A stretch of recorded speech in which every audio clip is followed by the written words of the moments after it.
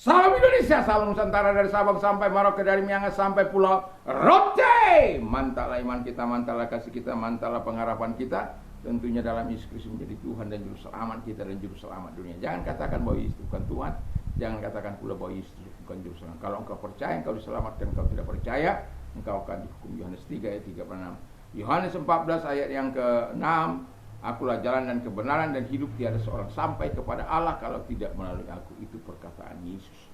Dan Kisah Rasul 4 ayat 12 Petrus mengatakan, dan keselamatan tidak ada di dalam siapapun juga. Keselamatan tidak ada di dalam siapapun juga selain di dalam Dia, Yesus Kristus. Karena di bawah kolong ini tidak ada nama lain yang diberikan kepada manusia yang olehnya kita dapat diselamatkan. Karena begitu besar kasih Allah akan dunia ini, sehingga Ia mengaruniakan anaknya yang tunggal. Siapa itu? Yesus Kristus. Supaya setiap orang yang percaya kepadanya tidak binasa, melainkan beroleh hidup yang kekal. Puji nama Tuhan. Dengan hati percaya engkau dibenarkan, dengan mulut mengaku engkau diselamatkan. Roma 10 ayat 9 dan 10. Kiranya Tuhan Yesus memberkati kita di malam hari ini. Harapan saya, kekuatan Tuhan, kekuatan firman, kekuatan roh, kekuatan doa, kekuatan iman menyertai kita sebelum kita rehat, tidur. Biarlah kita ringankan telinga hati kita untuk mendengarkan firman Allah. Puji nama Tuhan. Dan saya akan membaca dalam satu ayat dalam 1 Petrus 1. 1 Petrus 1.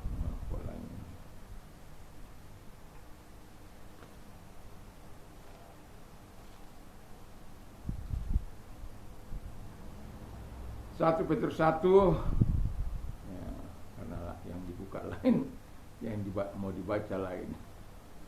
Demikian bunyinya, yaitu orang-orang yang dipilih sesuai dengan rencana Allah Bapa kita dan yang dikuduskan oleh Roh supaya taat kepada Yesus Kristus dan menerima percikan darahnya. Kiranya kasih karunia dan damai sejahtera makin melimpah-limpah atas kamu. Puji nama Tuhan. Dan tema kita adalah chosen by God. Jadi dipilih oleh Tuhan. Orang yang dipilih oleh Allah tentu punya kriteria-kriteria yang dia mau. Sama seperti orang-orang pilihan atau guru-guru pilihan, itu ada kriteria-kriteria yang dilakukan oleh badan nilai.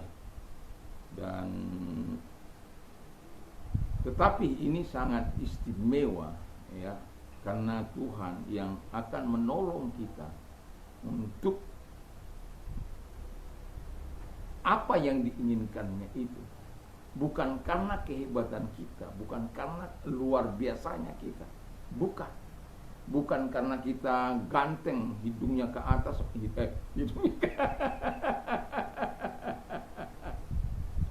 bukan karena hidungnya mancung maksud saya, atau hidungnya peseng, enggak. Di hadapan Tuhan enggak ada warna kulit, enggak ada rasis. Bagi Tuhan sama, yang membedakan kita itu iman kita, ketaatan kita, kasih kita, kekudusan kita, dan lain sebagainya. Nah, jadi karena kita dipilih oleh Allah, yang pertama, kita orang yang dipilih oleh Allah itu dikatakan dikuduskan oleh Allah. Kenapa dia harus dikuduskan oleh Allah? Karena dia kudus. 1 Petrus 1 ayat 15-16.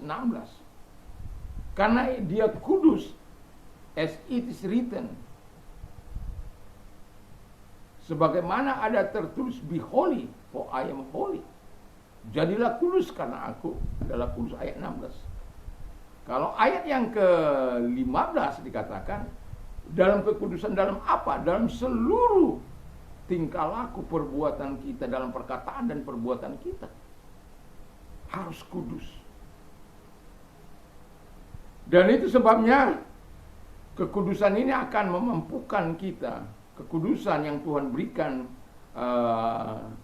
kepada gerejanya, kepada umatnya akan memampukan kita untuk hidup yang kedua ini, yaitu orang dipilih oleh Allah itu hidup taat kepada Yesus Kristus. Jadi dia tidak hidup serampangan seperti orang-orang katakan enak-enak mereka, enak sekali orang-orang percaya. Tidak.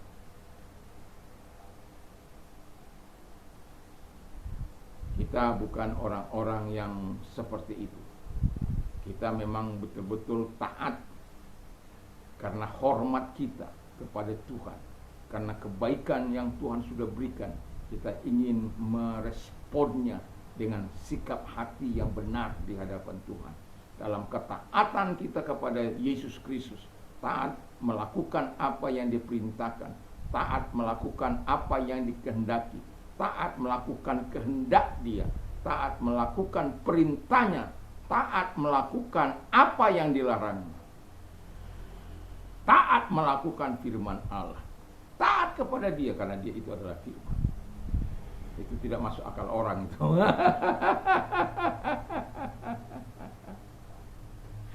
Terkecuali Tuhan Roh Kudus ada dalam hidupmu. Karena firman Allah sudah katakan tidak ada seorang dapat mengakui Yesus adalah Tuhan kalau Roh Kudus tidak ada dalam hidupmu. Itu sebabnya kadang-kala saya tertawa melihat orang-orang yang mati-matian ngotot mau menerangkan tentang Roh Kudus kepada seseorang. Dia ngotot, ya mau gimana? Ya dia ngotot lah, orang dia memang gak dianugerahkan untuk itu. Terkecuali Tuhan menganugerahkan rohnya, nggak usah diapain pun dia akan, benar itu.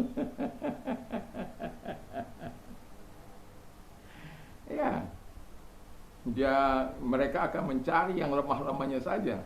Yang lemahnya saja dicari, masih bisa menunjukkan kedahsyatannya. Masa Tuhan mati? Masa Tuhan berdoa kepada Tuhan? Ya, betul sajalah ya. Jadi kita harus taat kepada Tuhan Yesus Kristus. Apapun kata orang, kita harus tetap taat kepada firman. Yang ketiga, orang yang dipilih oleh Allah itu hidup dalam kasih karunia yang berlimpah-limpah. Jadi sadar kita bisa taat, kita bisa kudus, kita bisa melakukan perintah Allah, kehendak Allah. Itu bukan karena kehebatan kita, tapi kasih karunia yang Tuhan anugerahkan, yang Yesus anugerahkan kepada kita, sehingga kita dapat melakukan apa yang dikehendaki oleh Allah. Kalau kita bisa mengaku dengan mulut kita Yesus adalah Tuhan, itu karena kasih karunia. Kalau kita bisa hidup taat kepada Tuhan, itu karena kasih karunia. Di mana kasih karunia membantu kita, menolong kita untuk terus fokus kepada Allah. Kalau bukan kasih karunia yang berlimpah-limpah itu, nggak mungkin kau beriman kepada Yesus. Kalau bukan kasih karunia, nggak mungkin kau percaya akan apa yang dilakukan oleh Yesus. Kok Tuhan kok mau turun dari surga, itu bodoh namanya. Ya. Kok orang bodoh diikuti. Mereka tidak tahu arti kekuatan kasih. Ya. Nah, saya masih ingat cerita seorang ibu yang anaknya diculik. Jadi ini daerah pegunungan. Jadi perwira-perwira tangguh ya sudah dikerahkan untuk mencari anaknya, tapi sangat sulit mereka untuk naik ke atas. Tiba-tiba ibu ini sudah pulang membawa anaknya dari atas. Para perwira mengatakan, bagaimana ibu melakukan? Karena kasih. Seandainya anak kalian yang diculik, saya yakin dan percaya kalian akan punya kekuatan khusus. Pasti punya kekuatan yang luar biasa. Itulah yang Tuhan anugerahkan, kekuatan dianugerahkan oleh Tuhan dalam batinmu, dalam pikiranmu, dalam hatimu, dalam hidupmu, yang kau terima melalui kasih karunia yang diberikan dengan cuma-cuma, gak perlu kau bayar. Yang terakhir kata firman Allah, hidup dalam damai sejahtera yang berlimpah-limpah. Damai sejahtera itu tidak pernah bisa dibeli dengan kita touring atau kita pergi ke luar negeri menikmati alam yang indah dari berbagai negara benua. Nggak akan bisa. Masalahnya belum dibebaskan, yaitu dosa. Kalau engkau mau mengalami damai sejahtera, dosamu harus diampuni dulu. Yang bisa mengampuni dosa itu hanya Yesus. Yang bisa menyucikan itu hanya darah Yesus. Rohnya nanti besok saya akan membawakan ini. Tidak ada yang bisa. Dan itu sebabnya damai sejahtera itu akan makin berlimpah-limpah seturut dengan ketaatan kita kepada Allah. Dan damai sejahtera itu bukan seperti yang diberikan oleh dunia ini. Damai sejahtera itu di tengah-tengah penderitaan pun dia bisa bersuka cita. Di tengah-tengah penganiayaan pun dia bisa bersuka cita. Dan kita sudah lihat bagaimana gereja mula-mula dibangun. Gereja awal dibangun. Mereka mempertaruhkan nyawa mereka, mempertaruhkan hidup mereka.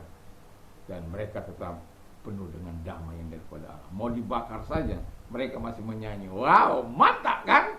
Karena apa?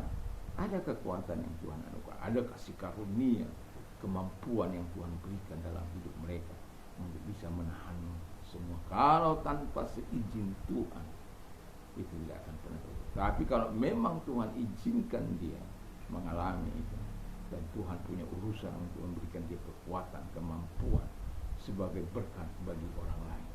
Dan pada akhirnya kita bisa melihat bagaimana kekristenan itu menjadi booming ketika ada banyak orang-orang yang mati. Katakan saja Paulus mati dipenggal kepalanya. Katakan saja itu Petrus mati disalib, walaupun mengatakan dia tidak layak, itu sebabnya dia mati disalib dengan cara terbalik karena dia menganggap tidak layak seperti gurunya. Yang ditombak dan macam-macam, yang ditarik dengan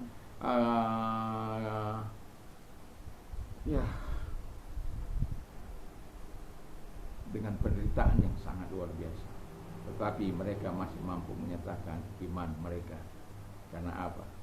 Mereka adalah orang-orang yang dipilih oleh Allah. Kalau engkau dipilih oleh Allah, saya yakin Tuhan punya kekuatan khusus bagimu.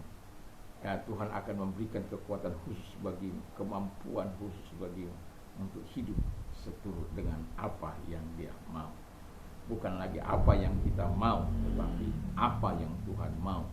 Jadi bukan lagi suka-suka kita, tapi suka-sukanya Tuhan. Suka-sukanya Tuhan tidak akan pernah membawa kita kepada kehancuran. Suka-sukanya Tuhan tidak akan pernah membawa kita kepada kemalangan. Tapi kalau suka-sukanya kita akan membawa kepada kehancuran dan kemalangan. Tapi kalau suka-sukanya Tuhan, Dia akan memberikan yang terbaik kepada setiap orang-orang yang dipilihnya. Semoga kita adalah orang yang menyadari, orang yang percaya, yang menyadari bahwa kita adalah pilihan Allah sendiri. Mari kita tunduk kepada Allah. Terima kasih Tuhan. Malam ini biarlah kiranya Tuhan menolong kami untuk mengerti akan kebenaran. Dan kami berdoa kepada mereka-mereka yang sedang sakit, apapun sakit penyakit mereka, dalam nama Tuhan Yesus. Kalau engkau orangnya, angkat kedua belah tanganmu. Ingat Tuhan mampu menjamah engkau saat ini juga ketika engkau mau percaya kepadanya. Kita berdoa bersama dalam nama Yesus. Lihat tangan yang diangkat kepadamu Tuhan. Dalam nama Yesus mari engkau ulurkan tanganmu untuk menjamah segala sakit penyakit mereka di dalam nama Yesus Kristus. Dan oleh kuasa dan biluru mereka sembuh. Terima kasih Tuhan. Dalam nama Yesus kami bersyukur dan kami berdoa kepada. Dan kami juga berdoa Tuhan Yesus bagi mereka-mereka yang sedang mengalami masalah berat dalam hidup mereka. Biarlah mereka, setiap mereka boleh datang kepadamu dan menyerahkan hidup mereka kepadamu Tuhan. Di dalam nama Tuhan Yesus. Nah, kalau engkau orangnya, mari kita berdoa dan angkat kedua belah tangan.